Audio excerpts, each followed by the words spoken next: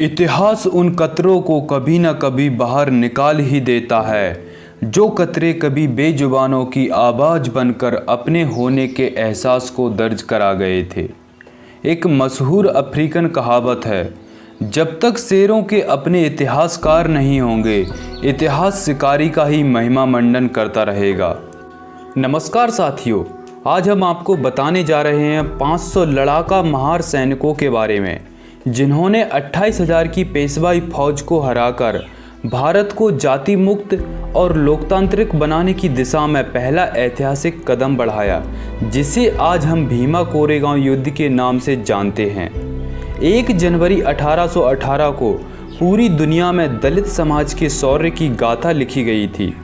यह घटना जहां दलितों की शौर्य की गाथा है, तो वहीं मनुवादियों के मुंह पर कालिक। कोरेगांव के युद्ध में महार सैनिकों ने ब्राह्मणवादी पेशवाओं को धूल चटा दी थी। इसका वर्णन बाबा साहेब ने अपनी किताब राइटिंग्स एंड स्पीचेस में किया है। कोरेगांव भीमा नदी के तट पर महाराष्ट्र के पुणे के पास स्थित है। 1 जनवरी 1818 को सर्द मौसम में एक ओर कुल 28,000 सैनिक, जिनमें 20,000 घुड़सवार और 8,000 पैदल सैनिक थे, जिनकी अगुवाई पेशवा बाजीराव द्वितीय कर रहा था। दूसरी ओर बॉम्बे नेटिव लाइट इन्फेंट्री के 500 महार सैनिक, जिसमें महज 250 घुड़सवार सैनिक ही थे। आप सोच सकते हैं कि सिर्फ 500 महार सैनिकों ने किस जज्बे से लड़ाई लड़ी होगी कि उन्होंने 28,000 पेशवाओं को धूल चटा दी। दूसरे शब्दों में कहें तो एक ओर ब्राह्मण राज बचाने की फिराक में पेशवा थे, तो दूसरी ओर पेशवाओं के पशुवत अत्याचारों से बदला चुकाने की फिराक में गुस्से से तमतमाए महार।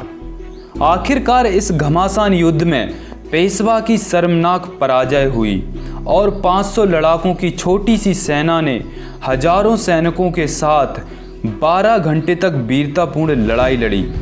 भेदभाव से पीड़ित अछूतों की युद्ध के प्रति दृढ़ता का अंदाजा आप इसी से लगा सकते हो कि महार रेजिमेंट के ज़्यादातर सिपाही बिना पेट भर खाना और पानी पिए लड़ाई की पहली रात 43 किलोमीटर पैदल चलकर युद्ध स्थल तक पहुँचे थे। यह वीरता की मिसाल है। महारों ने अपनी वीरता और बुद्धि बल से करो या मरो के संकल्प के साथ पेशवा सेना का मुकाबला किया। युद्ध चल रहा था। कैप्टन स्टार्टन ने पेशवाओं की विशाल सेना को देखते हुए अपनी सेना को पीछे हटने के लिए कहा। महार सेना ने अपने कैप्टन की कठोर शब्दों में भर्त्सना करते हुए कहा, हमारी सेना पेशवाओं से लड़कर ही मरेगी, किंतु उनके सामने आत्मसमर्पण नहीं करेगी, ना ही पीछे हटेगी। हम पेशवाओं को पराजित किए बिना नहीं हटेंगे, ये महारों का आपसे वादा है। महार सेना अल्पतम में होते हुए भी पेशवा सैनिकों पर टूट पड़ी। तबाही मच गई। लड़ाई निर्णायक मोड़ पर थी। पेशवा सेना एक एक कदम पीछे हट रही थी। लगभग शाम 6 बजे महार सैनिक नदी के दूसरे किनारे पेशवाओं को खदेड़ते खदेड़ते पहुंच गए और पेशवा फौज लगभग 9 बजे मैदान छोड़कर भागने लगी। इस लड़ाई में मुख्य सेनापति राव बाजी भी मैदान छोड़कर भाग गया, परंतु दूसरा सेनापति बापू गोखले को भी मैदान छोड़कर भागते हुए देख महारों ने पकड़कर मार गिराया। इस प्रकार 12 घंटे तक चली इस लड़ाई में महारों ने शूरता और वीरता का परिचय देते हुए विजय हासिल की। महारों की इस विजय ने इतिहास में जुल्म करने वाले पेशवाओं के पेशवाई शासन का हमेशा के लिए खात्मा कर दिया। लेकिन ब्राह्मणवादी लोग अपने मुंह पर पुती कालिक को हटाने के लिए कहते हैं कि महार जाति के सैनिक अंग्रेजी हुकूमत के लिए लड़े थे, सो उनकी वीरता का गौरव गान आज कैसे हो सकता है। लेकिन मैं आपको इसकी सच्चाई बताता हूँ, जो ब्राह्मणवादी लोगों के मुंह पर तमाचा होगी। पेशवाओं ने महार जाति के लोगों पर अत्याचार की सारी सीमाएं लांघ दी थीं। उन पर पशुवत अत्याचार शुरू कर दिया था।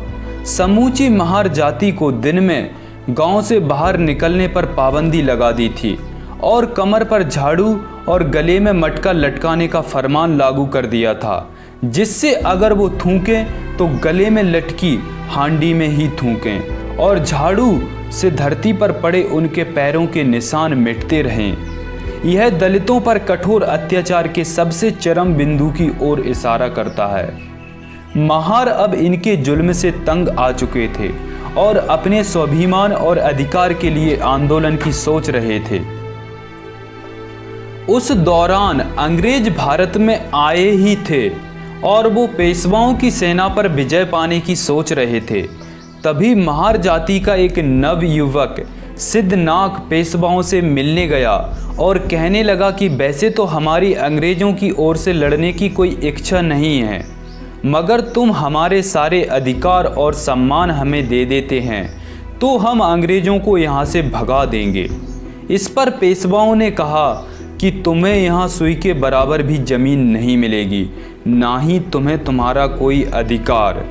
यह सुनते ही सिद्धनाक ने पेशवा को चेतावनी देते हुए कहा कि अब तुमने अपनी मृत्यु को स्वयं ही निमंत्रण दे दिया है और अब तुम्हें कोई नहीं बचा सकता। अब हम रणभूमि में ही मिलेंगे।